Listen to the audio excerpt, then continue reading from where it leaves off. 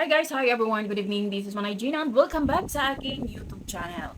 So guys, another mini vlog on today's video, ang ating pag-uusapan ang PBB Big Night. So guys, marami akong nabasa sa comment section pero before tayo pupunta doon sa mga netizen na nagkomento, dito muna tayo sa grabe ang sigawan nung dumating si DJ sa PBB Big Night. Alam naman natin na kung gaano kasikat talaga ang isang Daniel Padilla kaya nagkagulo nang dumating si DJ. At grabe sobrang suportado talaga ng buong family nila si Leila, yung bunsong kapatid nila.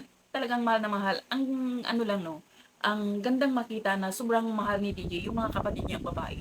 At syempre, nandun din yung kapatid nilang isa na babae na si Maggie, si Carla, si DJ, sobrang nakaka-amaze na andun sila, full support sila sa kanilang kapatid, kanilang punsong kapatid. At maraming nasa comment section na nagsasabi na hindi deserving si Leila sa big ano ba yun, sa big winner kasi nga 'di ba si Caprice at saka si Lila yung nanalo sa PBB.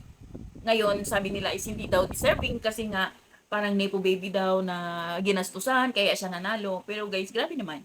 Pinakita din naman ni Leila kung ano yung kakayahan niya at hindi siya na-nominate, di ba? So, siguro talagang destiny ni Leila na manalo talaga bilang isang PBB big winner sa edisyong ito. So, abangan natin yung mga interview nila ni Caprice at saka ni Lila. Alam naman natin na simula na ng kanilang totoong task sa outside world. So, abangan natin yun guys. At yun lang. Thank you for watching. Bye!